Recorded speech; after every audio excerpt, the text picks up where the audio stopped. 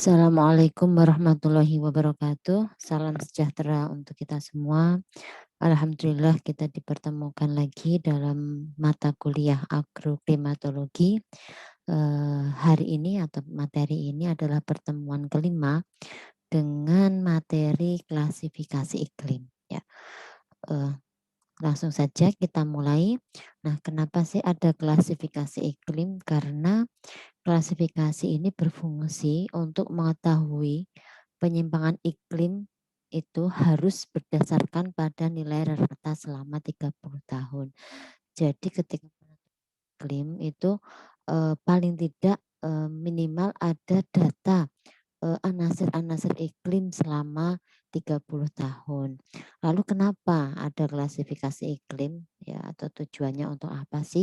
Yang pertama yaitu untuk menyederhanakan jumlah iklim lokal yang tidak terbatas menjadi golongan yang jumlahnya relatif sedikit yang mempunyai sifat-sifat penting yang bersamaan.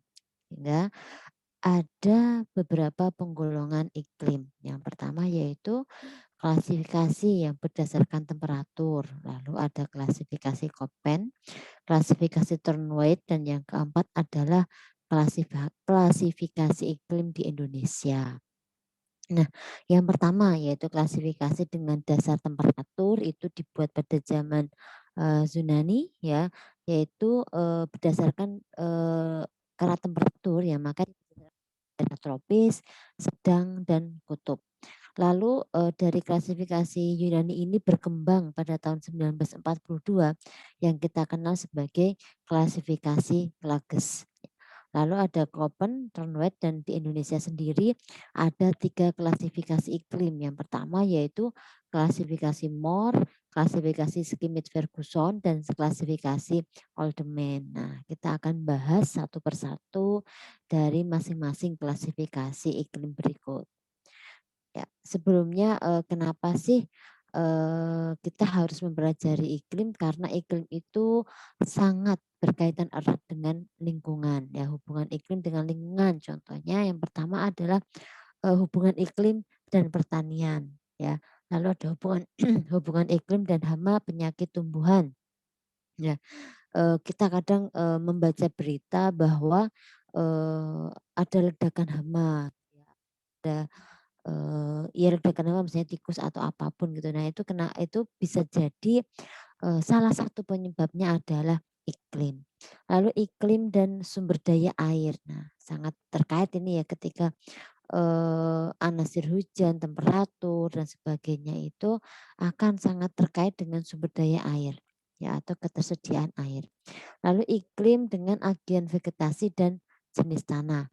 Lalu iklim dan ternak. Nah, ini sangat terkait. Yang nomor 4 ini kalau kita bahas akan sangat panjang ya karena eh, tanah ya faktor pembentuk tanah itu salah satu ada 5. Salah satunya adalah iklim. Nah ini menjadi faktor yang dinamis ya iklim itu ya yang aktif yang menyebabkan terbentuknya berbagai jenis tanah. Ya, kita mulai dari yang pertama yaitu klasifikasi berdasarkan temperatur. Yang pertama klasifikasi pada zaman Yunani ya.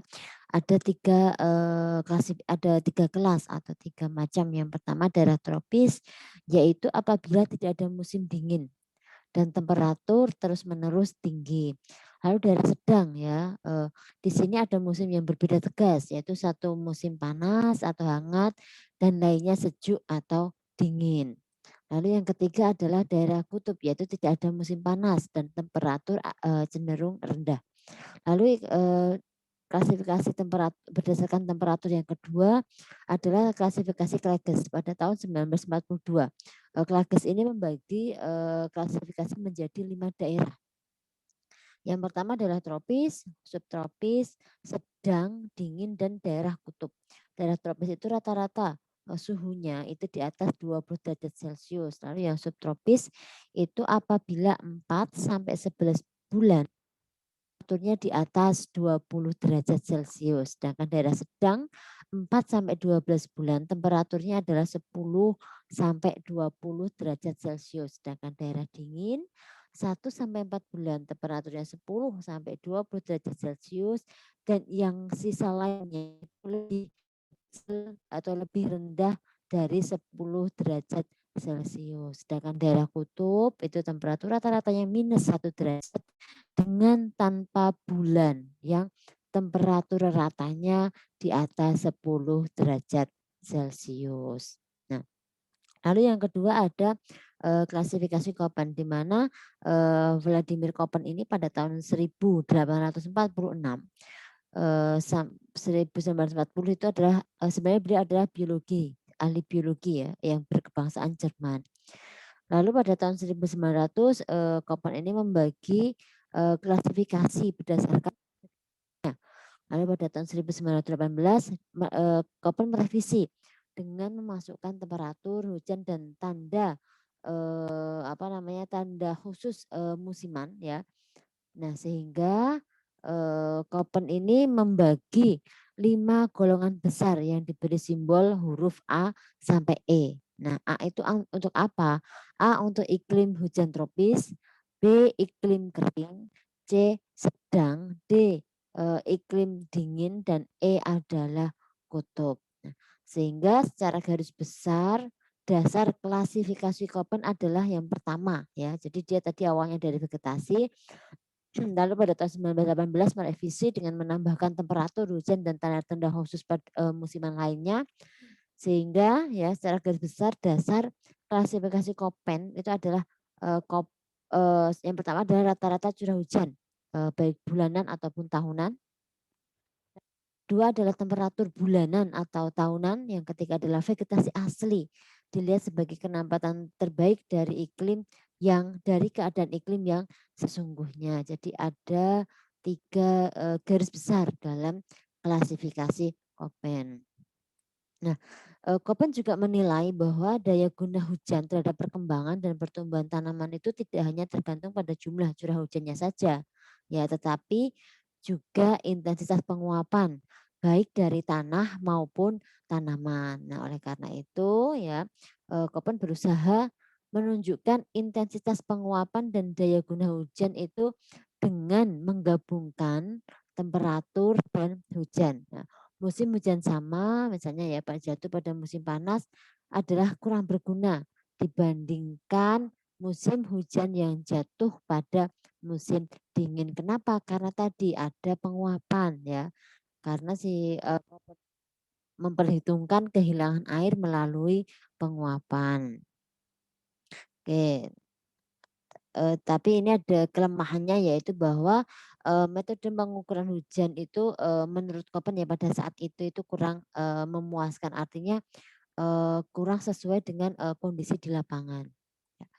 Lalu ini kita lihat klasifikasi Köppen. Yang pertama adalah iklim hujan tropis ya, di mana temperatur bulan terdingin itu adalah di atas 18 derajat Celcius ya, dengan kode F, M, M, W, W, di mana F itu bulan terkering ya, bulan terbasah itu curah hujannya 60 mm, sedangkan M bulan terkering dengan curah hujan di bawah 60 mm tetapi lebih tinggi dari 98,5 minus R per 25.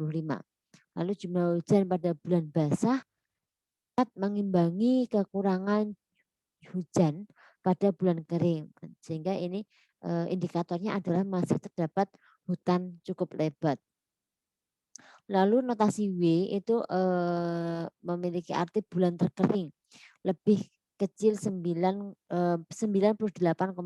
R per 25, di mana jumlah bulan basah itu tidak dapat mengimbangi kekurangan hujan pada bulan kering. Vegetasi yang ada merupakan padang rumput, ilalang, ataupun pepohonan dengan vegetasi yang jarang. Nah, ini adalah diagram Köppen untuk tipe A ya. Di sini curah hujan tahunan jika di atas 2.500 maka dia AM ya atau AF ya. Lalu jika curah hujan bulanan di atas 60 mm maka masuk AF, seperti itu. Ya, lanjut. Nah, lalu yang iklim kering tadi A yang iklim tropis ya, lalu yang iklim kering adalah R lebih kecil 0,44 di mana T minus 19,5. Itu artinya curah hujan merata sepanjang tahun. Lalu R lebih kecil 0,44 T minus 7 yaitu curah hujan mengumpul pada musim panas bersekitar 70%. Lalu R 0,4 T minus 32 yaitu curah hujan mengumpul pada musim dingin sekitar 70%. Nah, dibagi menjadi dua ya, 2 BS dan BW di mana BS itu setengah batas atas dikurangi batas atas, sedangkan BW setengah batas atas. Ya, ini keterangannya sama. Nah, kita bisa lihat pada diagram sini ya. Nah, BS itu contohnya stepa, BW itu adalah padang pasir. BW nilainya 0 ya, lalu kalau yang pertengahan itu 0,22 dan yang BS yang stepa itu adalah 0,44. Nah, lalu yang iklim sedang, temperatur bulan terdingin lebih dari minus derajat 3, minus 3 derajat Celcius dan lebih kecil 18 derajat Celcius. Lalu terpanasnya itu hanya paling lebih besar dari 10 derajat Celcius. Nah, ada 3 notasi. S, W, F di mana S itu adalah pada musim panas kering, jumlah curah hujan bulan terkering pada musim panas lebih kecil sepertiga dari jumlah hujan terbasah pada musim dingin. Lalu W pada musim dingin kering dan musim panas lembab, jumlah hujan terkering pada musim dingin lebih kecil 1/10 jumlah hujan terbasah pada musim panas. Lalu F, selalu lembab sepanjang tahun. Ini tidak dijumpai keadaan S dan W, hujannya di atas 30 dengan A, temperatur rata bulan terpanas itu lebih dari 22 derajat Celcius. Lalu B, temperatur rata untuk 4 bulan itu lebih besar atau sama 10 derajat Celcius dan temperatur bulan terpanas itu lebih dari 22 derajat Celcius. Lalu C, temperatur rata 1 sampai 3 bulan itu lebih dari 10 derajat Celcius dan temperatur bulan terpanasnya itu lebih kecil dari 22 derajat Celcius sehingga diperoleh notasi seperti ini CSA yaitu iklim sedang pada musim panas kering ya dengan temperatur rata bulan terpanasnya lebih besar atau sama 22 derajat Celcius maka disebut sebagai daerah pedalaman. Lalu CSB yaitu daerah pantai atau marin ya berarti C ini sama B-nya berarti temperatur rata untuk 4 bulan itu lebih dari 10 derajat Celcius dan temperatur bulan terpanas itu lebih kecil 22 derajat Celcius. Begitu seterusnya sampai pada CFC. Lalu yang D, iklim dingin yaitu rata-rata temperatur bulan terpanas lebih dari 10 derajat Celcius dan terdingin kurang dari kurang dari minus 3 derajat Celcius dengan notasi seperti ini. W, F, A, B, C itu sama dengan C, lalu D itu rata-rata temperatur bulan terdingin kurang dari 2,8 dan dipakai atau diaplikasikan di luar A, B, C. Lalu DFA itu kontinental lembab, iklim dingin dengan berada kering. Lalu DFB berarti D, F, F-nya milik yang C, B itu kontinental lembab, DFC subartika, DFD subartika juga. Lalu DWA iklim kontinental lembab, DWB iklim kontinental lembab juga, DWC subartika dan DWD juga sama subartika seperti itu. Ya, lalu iklim kutub yaitu rata-rata temperatur bulan terpanas itu lebih kecil dari 10 derajat Celcius dengan notasi T, F, E, T, E, F, H. Di mana T itu adalah rata-rata temperatur bulan terpanas 0 sampai 10 derajat Celcius. Lalu yang F itu rata-rata temperatur bulan terpanas lebih kecil atau sama dengan 0 derajat Celcius dan ET itu iklim tundra atau lumut, EF itu iklim es atau salju abadi dan H itu temperaturnya seperti tetapi karena lokasi yaitu ketinggian tempatnya di atas 5.000 kaki atau sekitar 2.500 meter ya seperti itu di atas permukaan laut. Nah, lalu yang ketiga adalah klasifikasi iklim Trunwald ya. Ini berkembang pada tahun 899 sampai 1963 ya. Awalnya pada tahun 1931 Trunwald ini memperkenalkan klasifikasi pertama yang khusus dipakai di Amerika Utara. Lalu pada tahun 1933 sistem tersebut dipakai di seluruh dunia. Nah, apa sih yang mendasari dari klasifikasi iklim Trunwald? Yang pertama adalah vegetasi, evaporasi, hujan, dan temperatur. Nah, kenapa kok Trunwald menganggap atau mendasarkan pada keempat kejadian ini? Karena bahwa kebutuhan air tanaman itu tidak hanya tergantung pada besarnya curah hujan saja, tetapi tergantung kepada evaporasi. Ini sama dengan klasifikasi yang disampaikan oleh Klages. Ya. Lalu Trunwald menggunakan istilah daya guna presipitasi di mana P min E rasio, yaitu perbandingan antara P dan E yang menunjukkan daya guna hujan bagi kehidupan tanaman. Jadi curah hujan yang masuk dikurangi evaporasi dulu, maka itu adalah air yang akan digunakan oleh tanaman. Lalu P itu adalah presipitasi bulanan rata ya, inci. Lalu E itu adalah penguapan dari permukaan air bebas rata bulanan. Ini juga satuannya dalam inci. Nah, PE rasio selama 12 bulan disebut sebagai P index. Nah, perhitungannya gampang ya. PE rasio sama dengan 10P per E dibagi 12 ya. P per E index itu adalah sigma 10P per E per N, N-nya sama dengan 1. Nah, tetapi karena kesulitan data evaporasi, maka untuk mengatasinya itu diadakan hubungan antara temperatur atau dihitung hubungan antara temperatur, penguapan dan presipitasi sehingga akhirnya diperoleh min E rasio itu tanpa data evaporasi. Nah, seperti ini PE rasio 1,15 per T minus 10. Nah, lalu PE indeks itu 12, 12 sigma N sama dengan 1 dan seterusnya di mana P itu adalah presipitasi rata bulanan dalam inci, T itu adalah temperatur rata bulanan dalam 0 Fahrenheit. Lalu ini ada simbolnya A, B, C, D, E di mana dimulai dari golongan basah, lembab, agak kering dan kering dengan ciri vegetasi yang A itu berarti sangat rapat ya, contohnya hutan hujan, lalu B itu hutan, C padang rumput, C padan, yang kering itu adalah gurun pasir. Dengan P indeks semakin tinggi PE indeks maka menunjukkan semakin airnya semakin banyak seperti itu atau daya guna airnya semakin tinggi. Nah, atas dasar TE indeks dibedakan 6 ya, A1, B1, C1, D1, E1, F1, di mana T minus indeks juga sama, semakin tinggi indeksnya ya maka itu menandakan semakin evaporasinya semakin sedikit.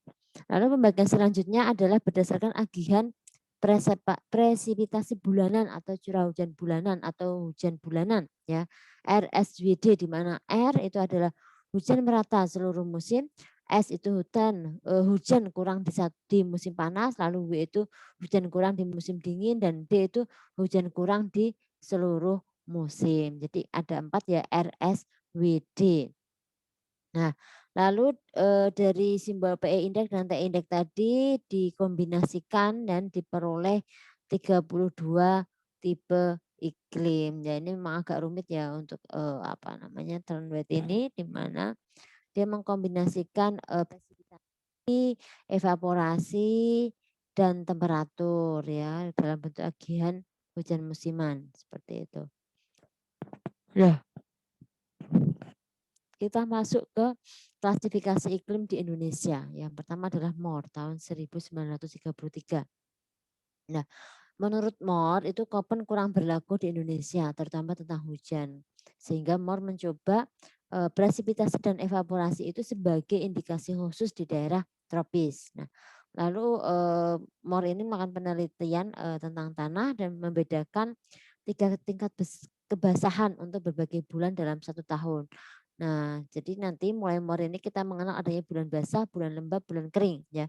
Di mana bulan basah itu curah hujannya di atas 100 milimeter per bulan ya. Lalu, bulan lembabnya yaitu curah hujannya 60, lebih kecil atau sama dengan curah hujan, lebih kecil atau sama dengan 100. Nah, ini curah hujan sama dengan evaporasi. Lalu bulan kering adalah curah hujannya lebih kering 60 milimeter atau sama dengan curah hujan lebih kecil dibandingkan dengan evaporasi. Nah, lalu untuk mencari bulan basah dan kering, MOR menggunakan rata curah hujan masing-masing bulan selama beberapa tahun ya. Januari misalnya BB, bulan basah, Februari BB, Maret BB, Agustus bulan kering gitu ya. Sehingga MOR itu membagi 5 golongan iklim ya, bukan menggunakan ABC lagi tapi menggunakan, Romawi 1, 2, 3, 4, 5, di mana 1 itu adalah basah, lalu agak basah, agak kering, kering, dan sangat kering. Dengan jumlah bulan kering ya, untuk agak basah itu 0, semakin ke bawah jumlah bulan keringnya semakin besar. Lalu yang kedua adalah, klasifikasi iklim di Indonesia adalah Schmidt-Ferguson tahun 1951, dasarnya sama seperti MOR yaitu BB dan BK. Cara mencarinya yang berbeda dengan menghitung BB dan BK untuk masing-masing tahun. Nah, sebagai dasarnya, menggunakan rasio, jumlah rata bulan kering dibagi dengan jumlah rata bulan basah. Lalu data curah hujan diperoleh dari tahun 1921 sampai 1940 dengan menghilangkan data yang kurang dari 10 tahun. Yaitu bulan kering curah hujannya lebih dari 60 milimeter, bulan lembab curah hujannya 60 sampai 100, lalu bulan basah itu curah hujannya lebih dari 100 milimeter. Nah, sehingga, MOR, membuat apa namanya, sebentar, Schmidt Ferguson membuat, grafik ya, iklim ya. Ada A, B, C, D, E, F, G ya. LBK, SKK, AK, S, AB, SB. Sumbu X itu adalah jumlah rata bulan basah, sumbu Y itu adalah jumlah rata bulan kering. Nah, sehingga Schmidt Ferguson ya menentukan garis batas tipe iklim yaitu dengan nilai Q di mana 1,5 A/12 dikurangi 1,5 A. A-nya itu nilainya dari 1 sampai 7 tergantung ini tadi ya. Ya, lalu Schmidt Ferguson membagi iklim di Indonesia menjadi 8 tipe. Nah, ini kembali ke notasi abjad lagi A, B, C, D, F, G, H, di mana A itu adalah iklim yang sangat basah yaitu 0 lebih kecil Q, lebih kecil 0,143 dan seterusnya. Ya, yang H itu luar biasa kering yaitu nilainya adalah 7, lebih kecil atau sama dengan Q. Yang terakhir adalah klasifikasi Oldman atau Oldman LR and Agroclimatic Map of Java itu tahun 75, Map of Sulawesi tahun 77, Map of Sumatera tahun 79. Lalu ekspor LP3 sebagai lembaga pusat penelitian pertanian Bogor. Nah, lalu beliau menentukan bahwa faktor utama di bidang pertanian daerah tropis adalah ketersediaan lengas untuk evapotranspirasi dari tanaman. Ya, curah hujan adalah faktor iklim dengan prioritas tinggi. Nah, sehingga dari perhitungan Oldman diperoleh hasil bahwa padi sawah itu memerlukan 213 milimeter per bulan air ya. Lalu tanaman lahan kering memerlukan 125 milimeter air per bulan. Nah, lalu ada bulan basah, bulan lembab, bulan kering. Nah, klasifikasi Oldman ini memiliki kelas bulan basah yang lebih tinggi kalau tadi yang Schmidt Ferguson itu di atas 100 ya. Tetapi yang Oldman ini lebih dari 200. Lalu yang lembab adalah 100 sampai 200 dan yang kering itu di bawah 100. Oke, saya lanjutkan. Nah, lalu pengklasifikasian iklim oleh Oldman menjadi 5 ya. A, B, C, D dengan bulan basah. Dengan tipe bulan basah jika A itu lebih dari 9, B 7 sampai 9, C 5 sampai 9, D 3 sampai 4 dan E itu lebih kecil dari 3. Lalu Oldman juga membuat subdivisi klasifikasi yang jumlahnya 4 ya. di mana subdivisi 1 adalah bulan kering lebih kurang dari 2, subdivisi 2, 2 sampai 3, 4 sampai 6, dan lebih dari 6. Bisa kita lihat ya. Nah, artinya satu persatu. A1 ya, sini tadi ya, A1, A2. Artinya sesuai untuk padi terus-menerus tetapi produksi kurang pada umumnya karena kerapatan flux radiasi surya rendah sepanjang tahun. Lalu B1 sesuai untuk padi terus-menerus dengan perencanaan awal musim tanam yang baik, produksi tinggi bila panen pada saat musim kemarau. Lalu B2, B3 dapat tanam padi 2 kali setahun dengan varietas umur pendek dan musim kering yang pendek, cukup untuk tanaman palawija. Lalu C1 tanam padi dapat sekali dan palawija 2 kali setahun. Lalu C2, C3, C4 yaitu setahun hanya dapat 1 kali tanam padi. Dan penanaman palawija kedua harus berhati-hati karena, jangan sampai penanamannya jatuh pada bulan kering karena tidak ada sumber air sama sekali. Lalu yang D1 tanam padi umur pendek 1 kali dan biasanya produksi bisa tinggi karena kerapatan flux radiasi tinggi. Nah, waktu tanam itu palawija cukup. D2, D3, D4 itu hanya mungkin 1 kali padi atau 1 kali palawija setahun, tergantung pada adanya air irigasi. Lalu yang E, yang terakhir yaitu daerah ini umumnya terlalu kering. Mungkin hanya dapat 1 kali palawija, itu pun tergantung adanya hujan. Jadi semakin ke bawah notasinya maka semakin kering. Nah, ini adalah skema Oldeman ya, yang tadi ada A1, A2, B1, B2, B3 dan seterusnya. A1 itu jika bulan basahnya di atas 9 ya. Lalu bulan kering berturut-turutnya itu adalah 1 sampai 2 bulan dengan panjang periode pertumbuhan itu adalah 8 sampai 12. Begitu cara membacanya ya dan seterusnya. Nah, lalu agihan tanaman atas iklim ya. Contoh tanaman berdasarkan adaptasi sejarah dan arti ekonomi. Ya, contoh tanaman tropis coklat atau kakao, pisang, tebu, kopi. Subtropis ada padi kapas. Tanaman iklim sedang itu ada jagung, gandum dan apel. Nah, ini iklim pola dan vegetasinya ya. Vegetasi esen salju itu tundra atau lumut atau taiga, padang pasir, stepa, praira, padang rumput, savana, hutan, hutan hujan. Lalu iklim pola agian tanah, es dan salju, tanah tundra, potsol ya, tanah gurun, tanah coklat, cernozem, tanah praira, potsol dan sebagainya. Ini kalau yang agribis tidak usah sampai ke sini ya pemahamannya.